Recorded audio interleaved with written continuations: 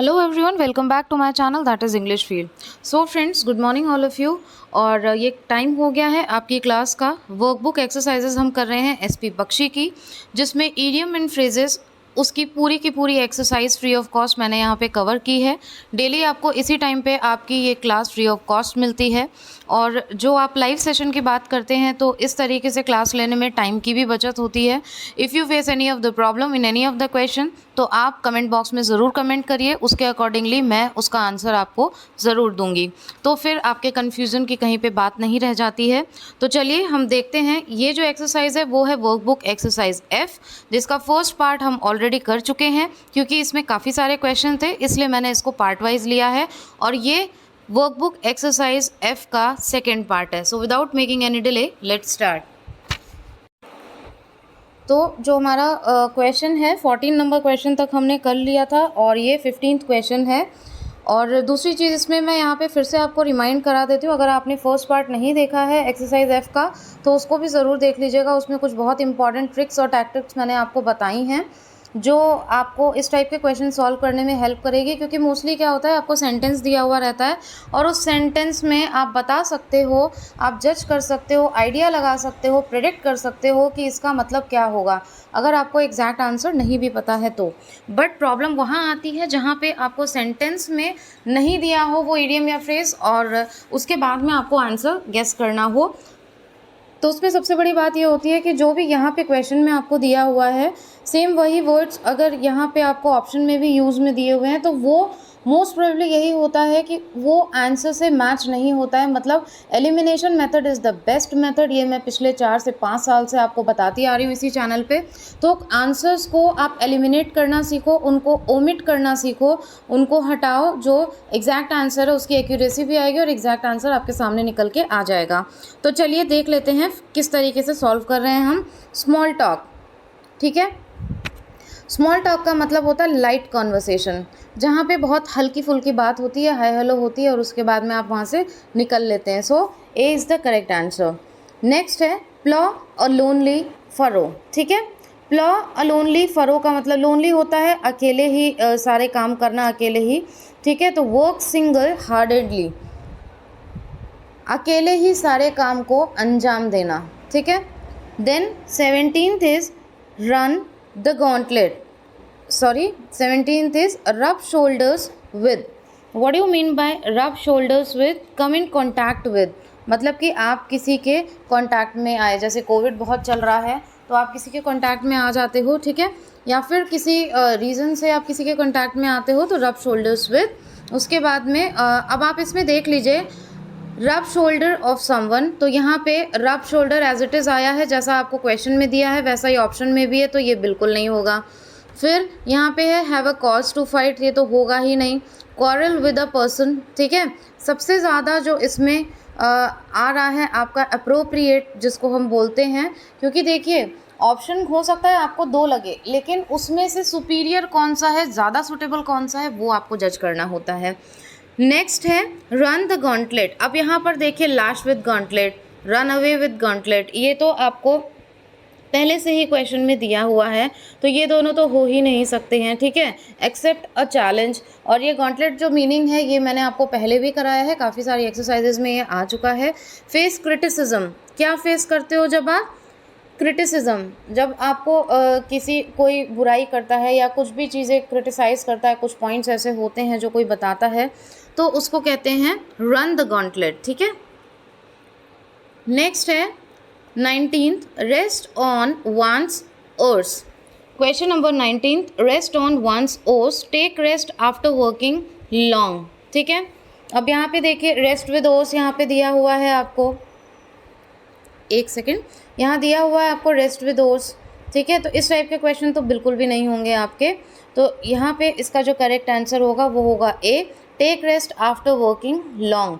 मतलब आप थोड़ा सा रेस्ट लेते हो, खुद को रिलैक्स करते हो जब आप काफ़ी टाइम के लिए काम करते रहते हो। कोई भी वर्क हो सकता है वो, वेदर इट्स फिजिकल वर्क और वेदर इट्स यूर स्टडिंग, तो कुछ भी हो सकता है। फिर है जॉइन द मेजॉरिटी। अब देखो आप on the side of majority है, हैव द मेजॉरिटी है, ये दोनों तो वैसे ही कट हो गए। This is called the elimination method, that how you omit some of the options. ठीक है, उसके बाद में आपका अटर्न कोड बचता है और टू डाई बचता है।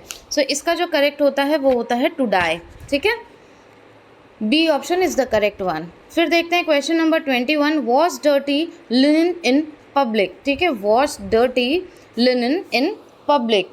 तो इसमें जो आपका अब यहाँ पे जो जिस टाइप के ऐसे क्वेश्चंस हैं जो पूरे वर्ड मैच कर रहे हैं ऑप्शन, तो उनको तो आप पहले ही एलिमिनेट कर दोगे। फिर आपका B is the correct answer here, make personal quarrels public, to wash clothes, इस टाइप की चीज़ें तो बिल्कुल भी नहीं होंगी। तो ये भी थोड़ा सा कहते हैं ना इसको स्मार्ट वर्क, वो भी आपको करना होता है। तो इसका जो करेक्ट होगा वो होगा B, make personal quarrels public. मतलब मान लीजिए पर्सनली आपके घर में या किसी से कोई भी बात चल रही हो, कोई भी आपका डिस्प्यूट हो, छोटा मोटा चाहे बड़ा, तो उसको पब्लिक कर देना, उसको सब जगह बता देना। और वैसे बेस्ट यही होता है कि आप घर में ही उसको सॉल्व कर लें, क्योंकि कोई दूसरा आपकी परेशानी सुनकर, जो आज का टाइम है स्पेशली, वो आपकी हेल्प करने वाले बहुत कम मिलेंगे और मॉक करने वाले ज़्यादा मिलेंगे। So it's better that you should not make your personal matters in public, ठीक है। अब हम बात करते हैं क्वेश्चन नंबर 22 की, ऑर्जिन टेबल्स, ठीक है।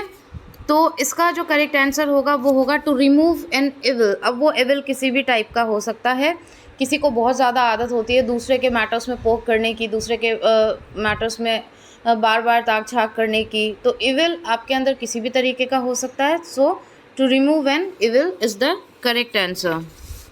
नेक्स्ट देख लेते हैं, at the helm of, question number 23, at the helm of, ये तो इजी है, आप सभी को समझ में भी आ रहा होगा। In the main situation, when you are in the main situation, that is called at the helm of, ठीक है। एन एप्पल ऑफ डिस्कॉर्ड, ये भी काफ़ी फेमस है और काफ़ी इंपॉर्टेंट है। An apple of discord, the cause of a contention is the correct answer, A is the correct answer. Cause of contention होता है कि मतलब किसी विवाद का कारण, कंटेंशन इज किसी भी विवाद का कारण या कोई भी ऐसा मैटर हो, कोई डिस्प्यूट हो जिसका रीज़न हो, तो एप्पल ऑफ डिस्कॉर्ड, ठीक है। जैसे कई लोगों का एप्पल ऑफ डिस्कॉर्ड उनका पैसा ही हो जाता है।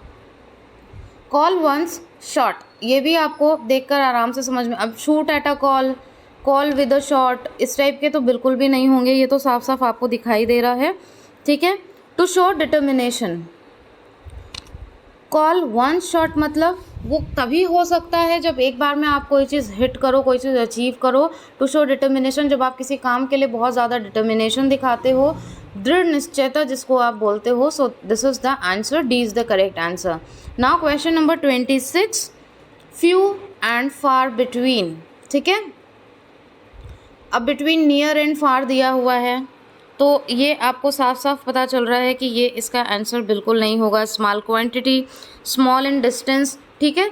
तो इस टाइप के क्वेश्चन साफ पता चल रहे हैं। Few and far between means very small in number, A is the correct answer, जो बहुत ही कम हो नंबर में, बहुत कम quantity. Now force and issue, question number 27, force and issue.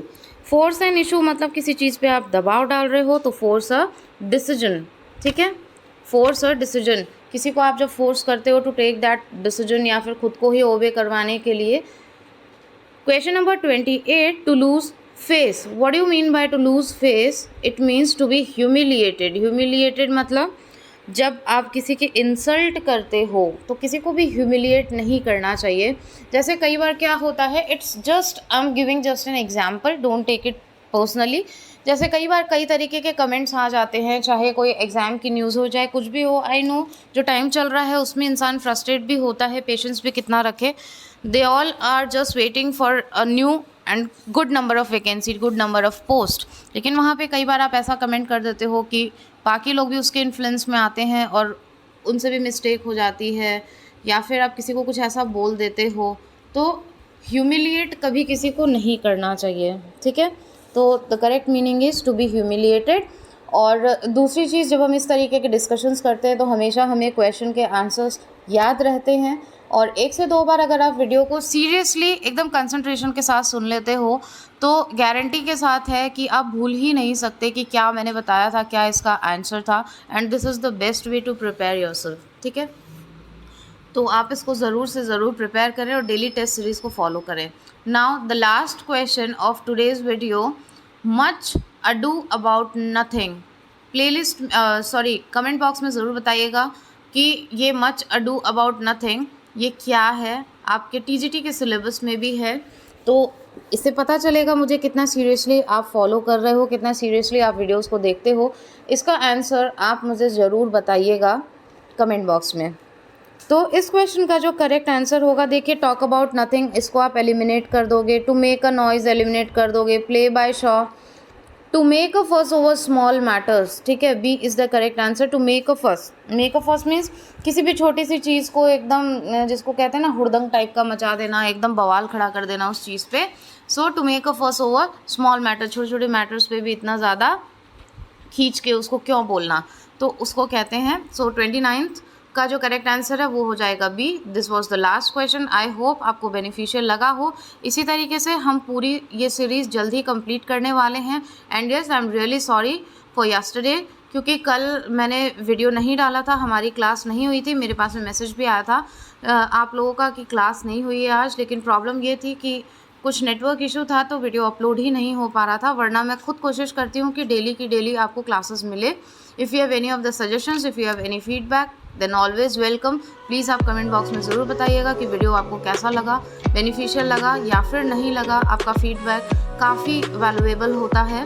And stay tuned for another good series. Thank you so much for watching and giving your precious time.